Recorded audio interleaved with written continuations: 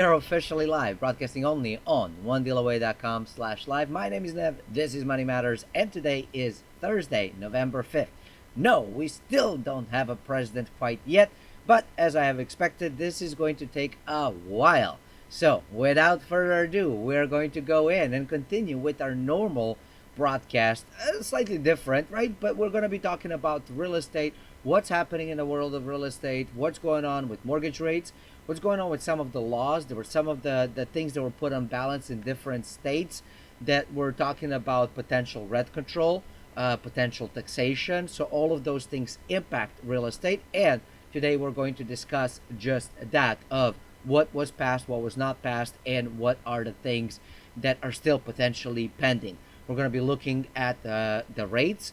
We're going to be looking at the what's going on in particular cities when it comes to the rent costs and affordability. We're going to be probably talking about one of the most important aspects of today's episode, and that is how do we get ourselves ready for Gen Z? That's right. These folks, the oldest one of them, are entering their mid 20s, which means they are starting to go out there and rent. So, what are they looking for when they're renting? And guess what? Renters at some point become buyers. Not always, but it is sort of a trend that might make sense. So if you're in a business or thinking of getting into business or flipping or developing, how do you build for the new generation? What is it that they are looking for? What is it that they want and need and desire?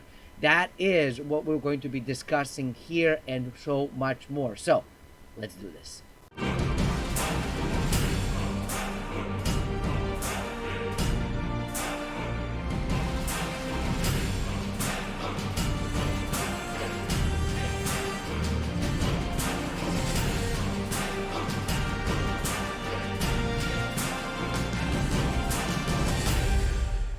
And good morning, good morning, good morning. Happy Thursday to you. Without further ado, let's go in and first welcome everybody watching this live on onedealaway.com/live. So if you're here, make sure you say hello. We're going to do Q&A at the end of the show as always. If you are brand new and you do not have an account, right, and so you can't say hello and you can't ask questions or provide answers for that matter, all you got to do is just sign up for a free account. Yep, it's absolutely free. And then you can say hello. And the cool part is you get a free course just for signing up. And it's not sort of like an introductory whatever. Like it's a full-blown course, and it is absolutely free. All right. If you're watching this on YouTube or Facebook or somewhere else, do me a huge favor. If there's a like button or a thumbs up button or a check mark button or a, whatever button, smash it right now. I really appreciate that because all these algorithms are sort of built to get engagement, get more people to like stuff, and that's how the videos go out. And I believe, I don't know, tell me if I'm wrong, but I believe that these videos are very good and very important, especially when we're talking about how do you prepare not just for what's happening right now, but what's going to happen in the future. And so by you smashing the like button, you are actually technically helping other people improve their wealth, knowledge, and experience as well. If there is some sort of subscribe button or notification button, make sure you smash that as well. That way, you are on the channel, you can keep up with what's going on, and if you hit some sort of notification that exists out there, well, even better because you get notified when we go live, which is, well, just about every single day.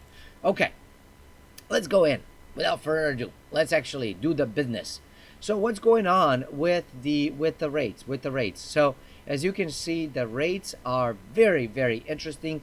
Here we go. We're looking at that now. Looking here at the Zillow. So this is the cool part because you can actually look for localities. So you can go into the Zillow and look for mortgages, and of course you can type in the zip code that you're looking for the place to buy, because it is going to differ from place to place, believe it or not. So you want to take a look into that stuff, of course. And then, of course, you can over here play around with, are you doing 20% down, less than, whatever. What kind of thing are you doing? Are you purchasing or refinancing? So that's the interesting piece that we can take a look at over here. So, your credit rating as well. So for the purchasing piece, as you can see, it's been kind of coming down, and right now ARB is still higher than anything else. When we look at 15 and 30 year, 30 year is the green one on the top, and 15 year is down at the bottom. It's almost like they're sort of mirroring each other, but they're kind of closing the gap. While 30 kind of came a little bit down and sideways, the 15 came on slightly up. But I do have an article that we're going to be covering later on in the show that talks about the fact that 15 year is the one that dropped. So this is an interesting. Let's take a look at a refinance. And refinance, I mean, look at this. Straight on down. Straight on down. So definitely interesting piece to happen. And, if you're interested in what's going on with 20 year is same as 30. So I don't know why you would do that. 10 year is same as 15. So slightly lower, but I don't know why you would do that. And then if we do 5-1 arm, as you can see, way higher. 3-1 arm, that one is flatlined. I mean, that's like a bad stock market thing right over there. And 7-1 is yeah. So there you go. This is what's happening, and let's take a look at the purchase as well. One too many things. Hold on. Let's do it the way that we did it before. So 10 and 20. So purchase, we basically have green for 30, blue for 15, 20 basically same as 30 but more volatile. 10 same as 15, more volatile. 7-1 definitely came down quite a bit. 5-1 is basically tracking with the 30 and the 20, and then 3-1 is the super high one that like is not doing much of anything. And of course we can always expand this and look at it over the course of 2 years. Let's eliminate some of these because that's just one too many lines personally. And here you go. This is a very clear path of where we have been going since 2018. So if you have purchased a home in 2017, 2018, even 2019 potentially, right? And you are now locked in at that like higher 4% rate, it might make sense to refinance. And it also makes sense now that you know that, if you haven't already, which I'm sure that you are super intelligent and you already know that, well, you are refinancing. Well, speaking of refinancing, what does the whole thing look like? Well, here is that one piece that I was telling you about that said the jumbo FHA in 15 years set record low while 30 remain flat. Total mortgage application volume rose 3.8% compared with the previous week, and the demand was fueled by refinances, which rose more than 6%, not more, rose 6% for the week. Jumbo FHA and 15-year fixed loans set a record lows, while the rate on the most popular 30-year loan saw really no change. Applications to purchase home fell 1% for the week. So that's kind of what's been going on over there. And mortgage rates have been remarkably steady over the last several weeks, even more so than the bonds they historically follow. Now, one of the things that I didn't do today, which I should be doing today, hold on, I'm going to look it up right now, Finance Yahoo, because it is important, right? We talked about the bond stuff, and mortgage rates typically follow it. Well, with the bonds, what we were following yesterday, if you watched the show, if you haven't watched it today, when you have a chance, is that the rate actually went on up to 0.8 something. However, this morning, I did take a look at what's going on because of the whole uncertainty. And can I just say, uncertainty apparently is very profitable in the market today, but not for VIX. Look at this. 10-year bond, 0.768. So the bond rate came back on down. Dollar is up, silver is up, gold is up, oil down, Russell up, Dow futures down, up, Nasdaq futures up, S&P up.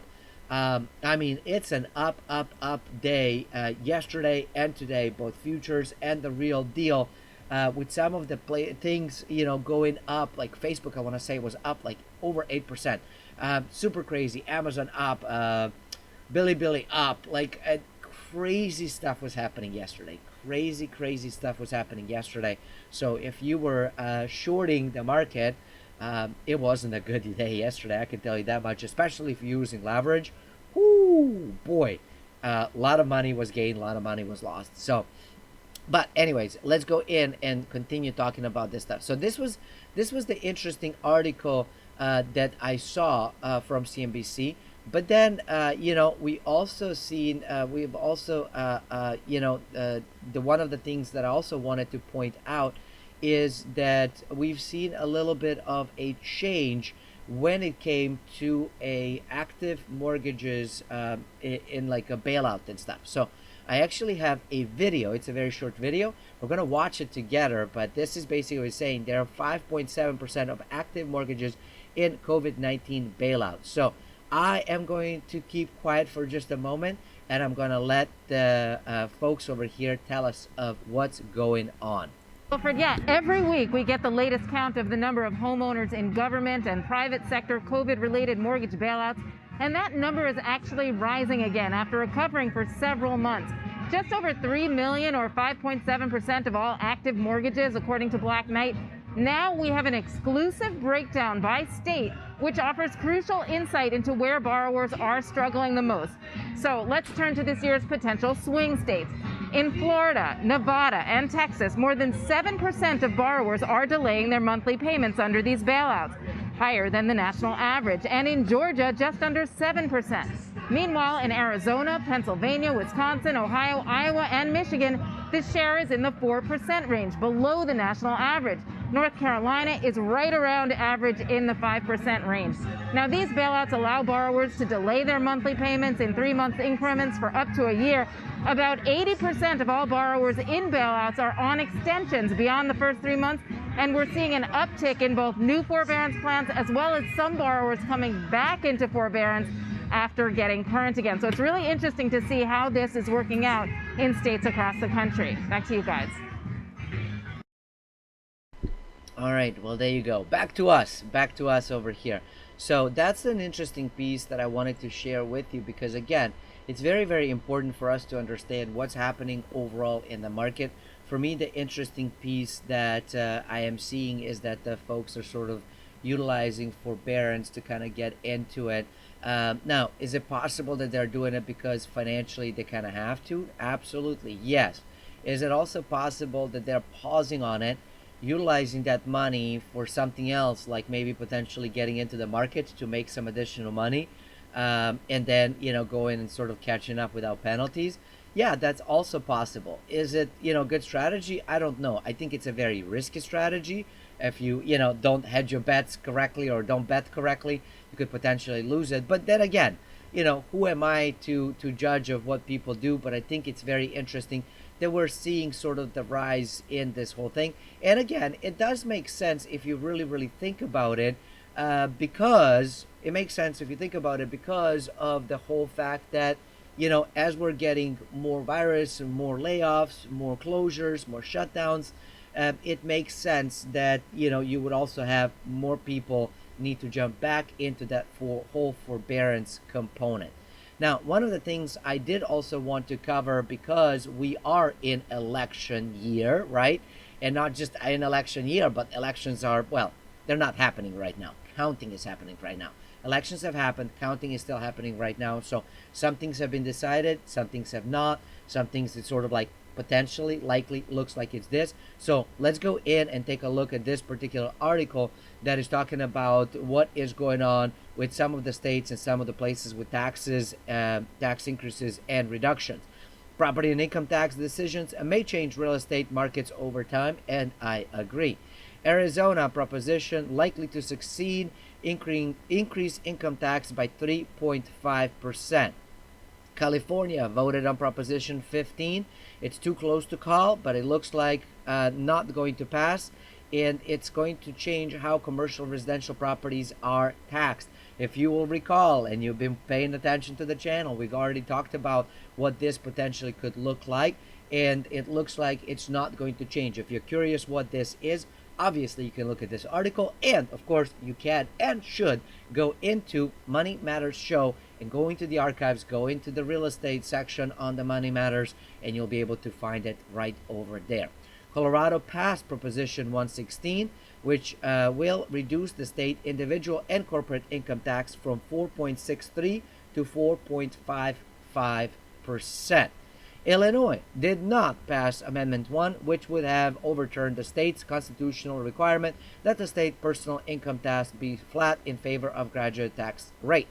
Louisiana voters approved Amendment 2, which will allow the presence of oil and gas production to be included in determining the fair value of an oil or gas well during a property assessment. So, if you're looking to go shopping in one of these states, now you have a guidance of what the hey is going on. So go shopping and have fun.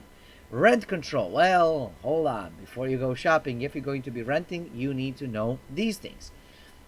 Of course, hot debates. People love it, people hate it. Depends where you stand. Wherever you stand, that's perfectly fine for you. I have my own stance on it. I'm not going to go into it, but we're going to take a look at what is going on over here. Sacramento, California decided against a strict rent control measures for the city. Portland, Maine voted yes on question D, a rent control measure to tie rent increases to the rate of inflation and create additional renter protection. It is important to note that California's Proposition 21 did not pass. This initiative would have amended the state law to allow local governments to establish rent control on residential properties over 15 years old. And there you go. This is what's happening in the law section of what we've been seeing within the election. So some things passed, some things didn't, some things we're still waiting to decide. You let me know how you feel about this whole thing, but it is going to be very interesting to find out of where things are sitting or standing, depending on your position of how you like to look at things. Now, one of the things that we've also covered and we talked about over here on the show a lot is about the affordability and the rents. And so right now I want to go in and take a look at what is going on with the rents and stuff. So I'm going to go in and we're going to take a look at a couple of the charts. Boy. Hold on. This chart went a bit crazy. So I made it too big. So here you go. In this particular chart, it's coming out of an article is saying that nearly 20 million renter households allocate more than 30% of income to rent and utilities. So this is the household income right over here on this end, right? And right over here is sort of number of renter households. And the red one is less than 20% of income. Blue is 20 to 29% of income, and then yellow, or this sort of goldish color, whatever, is more than 30% of income on rent. And if you look at the income levels over here from 20,000, 20 to 35, 35 to 50, 50 to 75, and then 75 and more, it kind of makes sense that proportionally things will change, because while income is sort of derived based off of what kind of job you have, maybe skills, maybe years of experience, maybe the location, all of that stuff. Rent is based off of an apartment. So whether you earn $75,000 a year or $20,000 a year, that one bedroom apartment is the same size and is the same price, right? So of course, $1,000 to somebody who makes $20,000 a year is going to be way more expensive than $1,000 for somebody who makes $100,000 a year in the rent. So that's where the difference kind of comes in. And of course, it makes perfect sense that this would be happening. And here you can see that basically up until you start making $75,000 or more, you are more likely than not paying way more. And the traditional method of what we are told and thought, and kind of how we behave from renting, from lending, from all of that stuff, is that you don't want more than about 30% of your income to go towards the housing expenses, right? So whether that is a mortgage or rent, that's kind of what the structure is. However, looking at this chart, we're clearly able to see that that's almost impossible for certain individuals, because how do you make $30,000 a year, right? Which after taxes and everything else, that apartment, right? So you then have to make some choices.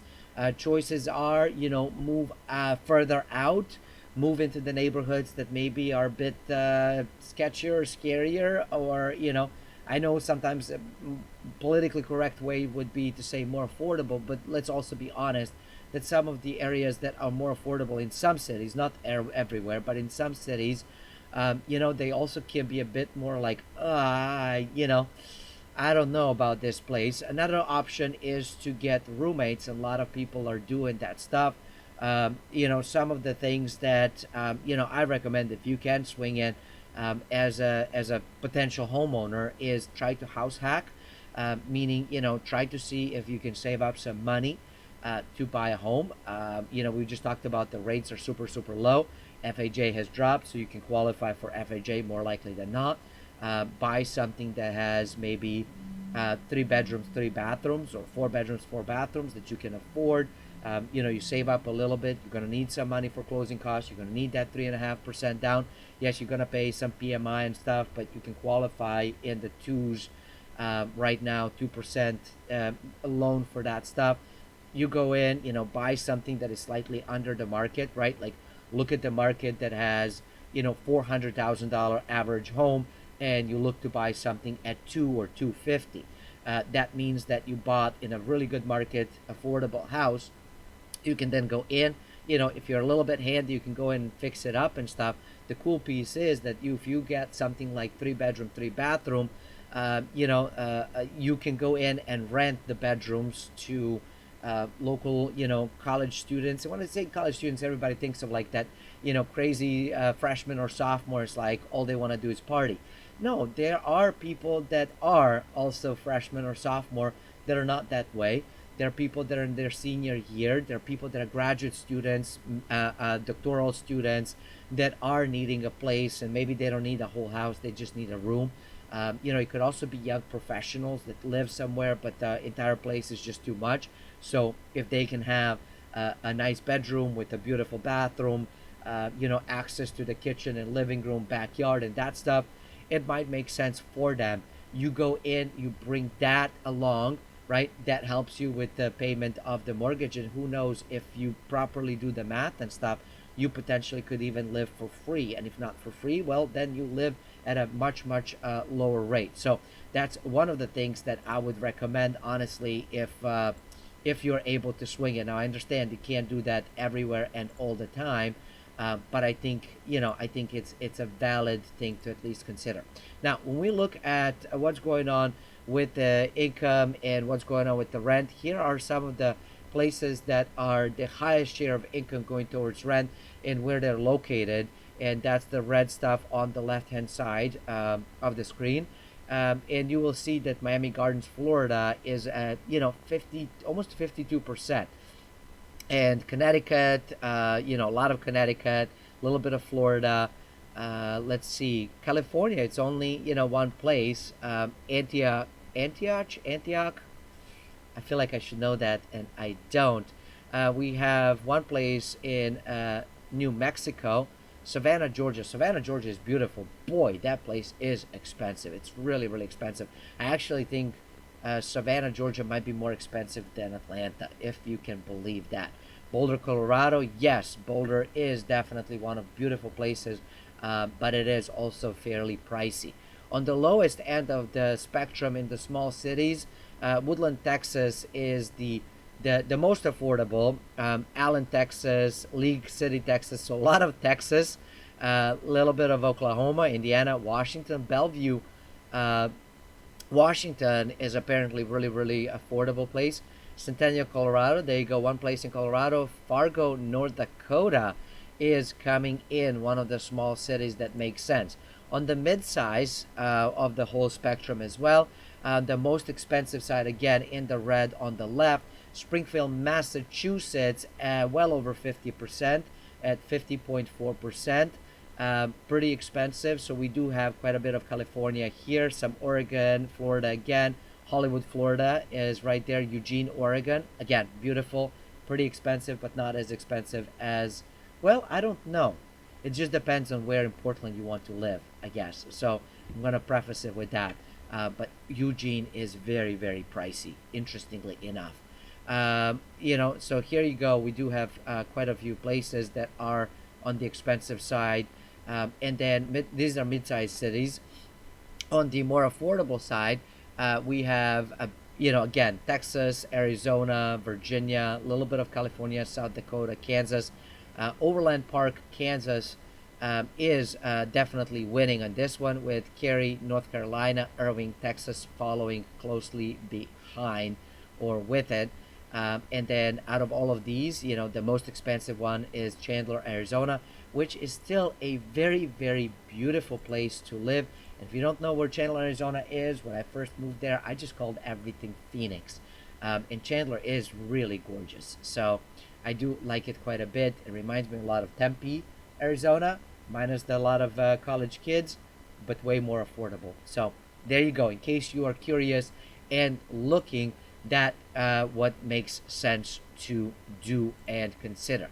Now, one of the things that I also promised that we were going to talk about is, what do they want, right? What do the upcoming and growing market of renters called Gen Z want? And of course, we do have an article to help us uncover just that. So here we go. Gen Zers will soon become the most dominant force in the urban and rural marketplaces. Let's be honest, they're going to be the most dominant force ever. Gen Z is far less willing to compromise on amenities and quality. So, but they're also price conscientious. So this is where the tricky part comes in. So let's learn a little bit more, and then you can start thinking about, ooh, what would this make sense to do? So they do more research online before deciding on an apartment. They are way more choosy than millennials, and they want affordable quality. Affordable quality. So they want it affordable, but they're not willing to pay less for less amenities or less quality. So that's kind of what they're looking for. Now, the oldest of whom are turning 24 this year, they accounted for 19% of the respondents in the recent survey on rentcafe.com about renting preferences. So here you go. This is kind of respondents by the age group. Vast majority were baby boomers at 39%. Gen Z was just shy of 19%. Millennials at 17.8, so let's call it 18. And bless the smallest generation ever in this whole group, Gen X, us poor folks at 24%. I mean, we're getting squeezed by these guys and these guys over here, but that's okay. That's okay. I love you all. They value technology more than any other generation, which makes sense if you think about it. They kind of grew up with it, so now they're also learning on it, which means they are going to be married to technology. And so that's one piece. Hold on, let me adjust some lighting over here. It's getting a little bit too bright on my side of my face. The survey indicates technology as being the extremely and very important in their apartment. 62% of them said that fact, right?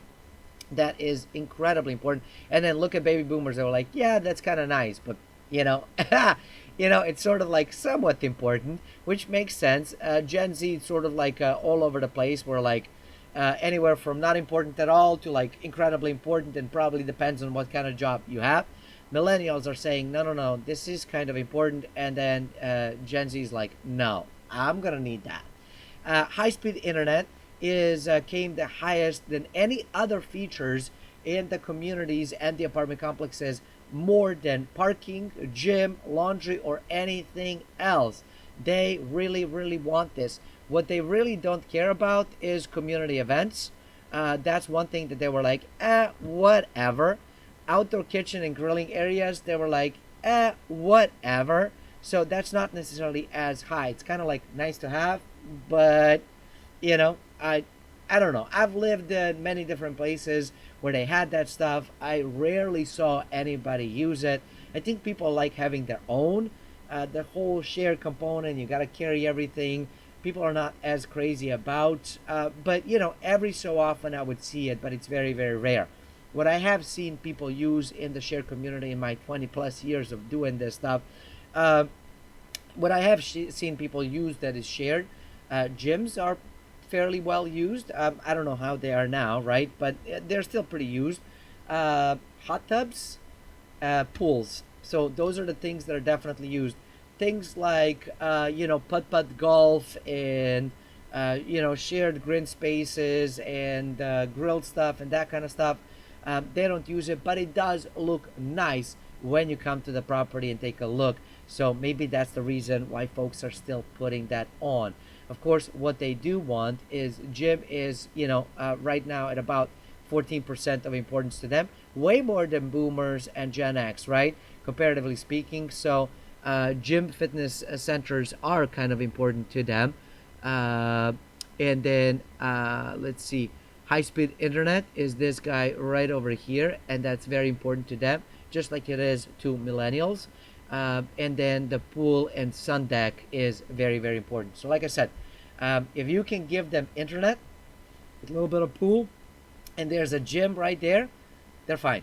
They're fine, And if you can maybe have a storage for bikes, hey, very, very cool, especially if it's a bike friendly city, which more cities are trying to get their way. Because that's what the kids want. I don't know what to tell you. They like the little scooters, they like the bikes. They want the affordable luxury, as I call it. Features like smart locks and thermostats is something they really like. Energy efficient appliances is very, very important. And these things are way more important to them than extra space, such as an extra bedroom. So for right now, they're looking and saying, you know what, we'll make do in a one bedroom apartment and stuff. Now, I do also want to point out that COVID has shifted that a little bit for these folks. While they're saying, yes, that's fine, if they are in school or working and there's two of them, that's very challenging because, right, I'm doing this, you're in your Zoom class, I'm trying to have a meeting. It makes it very, very, very challenging to do that stuff. Oh, look at this. I think my camera is moving. Is it moving? I don't know. Maybe. Maybe I need to keep drinking more water. Hold on. They say when things start moving for you, but they're not really moving, you need to start drinking some water, my friend. Okay, so what I did want to share is that so it is important to them to have this stuff. One of the key components that I am hearing constantly from the Gen Z folks, internet, internet, and it has to be high speed internet. That is incredibly important to them. Cable, they can live without it, but internet they cannot live without. Energy efficient stuff, is really cool and things to look that looks nice. Online rent payments and maintenance requests is huge for them. Texting, huge for them. Social reviews, huge to them. So they want mobile app for managing rent and maintenance, and they want text rent payments and that kind of stuff. So they like texting, they like online payments. If you don't have that yet, you need to get it as soon as possible. And the cool part is there are many things out there that exist that are absolutely free that folks can use. What I also am predicting, this is just now, this is not coming from this article, but what I'm also predicting is that with the rise in cryptocurrencies, finding and figuring out ways of how you're going to actually accept that as a payment method is going to be huge. So that is one of the things that I know I am working on for my own businesses, and potentially if I can figure out how to make it happen and test it properly, I'll share it with you. Why not? I like to share wealth whenever I can find it. So, sharing is caring, unless it's a disease. Instagram is the most used social media channel by this generation. So they use this way more than anything or else, and it makes sense. They also use Google to search to find apartments. So that's one thing that they are looking for. So they don't really do much of a drive-by stuff, right? I mean, yeah, sure, here and there. Apartment search websites, they do that as well, but they actually go in and search on Google. So that's very important piece for you to know. Property rating and reviews are top decision factor. Second most important research tools are video and virtual tools. Now, one of the things talking about video, that's an easy one that you can create. Many of the places that you can list a place for rent will allow you to upload the video. If you can't, you can always create a video even with your smartphone, put it unlisted on YouTube, which is free, and then grab that link and put it in your post, so that way folks can actually take a look. And if you know a little bit of video editing and that kind of stuff, you can make it even better by adding some music, or just you can do a tour. Just be you and give them a tour, give people what they want to see. Now, even though they like that stuff, in-person tour is still important to them. Oh, one thing I failed to mention: the virtual tour. I found that there is an app. I haven't tried it yet. I want to do that today, because I actually have one place that is opening up, so I want to test it out and see how it works. It's an app through Zillow, I believe, that allows you to create virtual tours with it. So I'm gonna play around with it and see how it works. I don't know if it works or not. I just have learned about it last night, so I was waiting for daytime today to come and play with that stuff and figure out how it works. So something for you to potentially pay attention to and see if it's something that works for you. Okay, so in person is important to them. Affordable quality. Gen Zers seem to care most about the quality of apartment finishes and the quality of the building more than any other generation. They aren't willing to give up quality and know exactly what they're looking for in their rental. Therefore, as their financial power grows in the coming years, we might expect a new type of renter to emerge: a tech savvy, research focused, and confident renters. And yeah, I think that that's going to be coming. So again, this is very, very cool. This alone, I think it's worth money, as I like to call it. So if you think it's worth money, smash that like button right now. Help me out, help other people, because I think this is really, really important concept for us to know. Now, in a couple of the other pieces that I do want to finish today, I do want to talk about one of the important aspects that people may or may not know about, and that is some of the challenges that certain cities around the United States, probably around the world, are also facing with different neighborhoods that are having challenges with the credit stuff. So affordability of a place is very, very important, right? And right over here, let me show you. This is Detroit right over here. I'm going to talk about Detroit for a reason. Well, A, because I have an article for it, let's be honest, but B, because there's something very peculiar about this stuff. So on one hand, we're talking about affordability being one of the key factors when it comes to the housing and stuff. There are many places and many neighborhoods in Detroit that are incredibly affordable. Incredibly affordable. You can buy homes for, 15, 20, $30,000 easily. Easily. The problem is that the banks don't lend on that small of an amount because they don't make money from it, right? So it doesn't make sense for them to do this. And so what is happening right now in Detroit, as the article is pointing out, is that you have this dichotomy of things happening. On one side of the street, right? On one side of the street, you have these beautiful homes that are very expensive. They're getting renovated. They're getting financed. People are buying them, and the average could be about $400,000, right, in that neighborhood. Then you cross the street and you come to some other neighborhood, and you can buy an entire neighborhood for $400,000 because these homes are dilapidated. They're not getting renovated. And if you don't believe me, here, this is the article that talks about it, and I've seen it. Not that I've been to Detroit, but I've seen it because I've been looking. This is, even after the first crash happened in 2008. I have invested in some properties in Detroit, and Detroit is a very tricky one because if you don't know the area, you can get burned very easily. So on one hand, you have this like beautiful home over here that is, needs to be renovated, and it definitely needs some love and stuff that needs to be, taken care of. And then here's this one. It's like, really, I mean, this is a teardown, in my personal opinion, right over here. Because I mean, it's, and here is the thing, right? The truth: lenders can't earn money on tiny mortgages, so they don't make them. And the part of the why they can't make it is because right now mortgages are also about 2% and so on. So you can't even make this stuff up. The average home is worth roughly 400,000 in Grosse Pointe Park. Across Alta Road in Detroit, entire block could sell for less, right? So I'm not making this up. One block, it's beautiful. Next block, not so much. And of course, the credit is tightening. They're not lending as much, and they don't want to lend less than certain amount. It just doesn't make sense for them. And I've personally experienced that. Oh, Kitty wants to come say hello. Come here, buddy.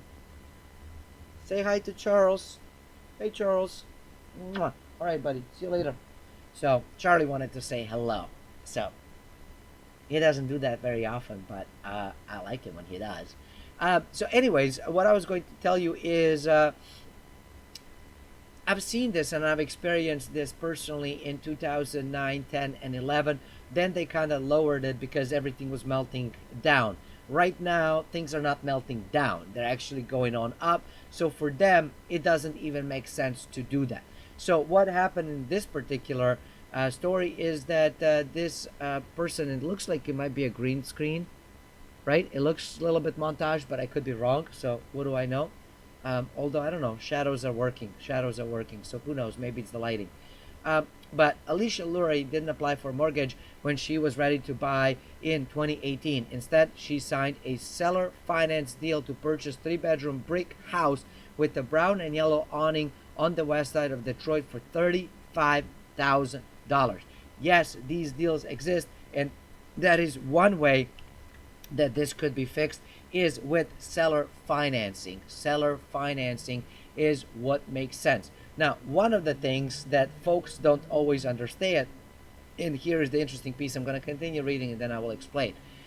It wasn't until she fell behind on payments that she learned she wasn't actually buying the home. The contract she signed left her responsible for upkeep and property taxes, but she won't get the deed until the payment is made. And that is very, very, very typical. And of course, even when you do a traditional mortgage, people think of like, oh my gosh, well, I have to do the taxes and the upkeep. Well, yeah, you're buying the darn place, right? If you don't pay the payments, yes, technically speaking, you kind of have it, but it comes with a lien. So they foreclose on you. This is very similar, but slightly different, and different places do it differently. Sometimes they record a deed in their name with the lien. Sometimes only the contract is what's recorded.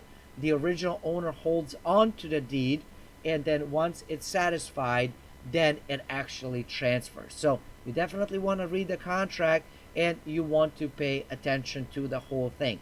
I brought this up because I think it's important for you to know and understand that there are some dual dichotomies that are happening. So, some places are booming, some places are busting, some places are doing really well, lending is plentiful, other places are struggling, you can't find lending, but there are opportunities everywhere. That's the key component that I think we need to think through and think about. Now, final piece, let's finish with a fun one, and I always like to finish on the good side if we can. So here we go. I'll retire with a military pension and want to move to bicycle-friendly, beer-loving place. So, where should I go? So, where do you think? Let me know in the chat. Let me know in the comments. Where do you think folks should go? One of the places that popped in my mind was, Boulder, Colorado, Asheville, North Carolina, Austin, Texas. But here we have some additional places that might be interesting over here. So, let's take a look. And they were talking about, hey, you could seek cheaper housing in Greenlee, Colorado, and Hendersonville, North Carolina, right? And so they were talking about recommending Fort Collins and Asheville. Fort Collins is also equally as cool. Now, one of the other pieces that they also included was Madison, Wisconsin, potentially Davis, California, but it's ruled out because the state is one of 7 that taxes military retirement pay in full, but it doesn't tax Social Security checks. So pieces that you need to understand: Boise and Corvallis, Oregon, good recommendation as well. So pay attention to taxes, costs, and of course the property and what you're looking for. So here's some of the other things that they are recommending. Instead of Asheville, consider Knoxville, Tennessee, which I think is very interesting. Instead of Fort Collins, consider Wenatchee Valley, Washington. Interesting. I didn't think about that one. And okay, Kitty. Yeah, see, He's very curious right now. Very curious kitty. Or can we finish the show and then you and I are gonna play? 2 more minutes, please. All right, you sit right here. I'm gonna finish the show. Let's finish strong, y'all. Wild card, Bloomington, Indiana. So there you go. There you go. Hopefully you've enjoyed the show. Hopefully you have enjoyed the fact that Charles came to visit. One more thing, Charlie, want to tell him anything? No, Kitty doesn't want to say anything. He just wants to come hang out with me. It's time for me and Charlie to go and play and hang out. And you make sure you hit that smash that like button, smash the subscribe and the notification button. And I will see you not tomorrow because I got some stuff to do, but I will see you this weekend. Until next time, stay forever money blessed. And do remember, you are only one deal away.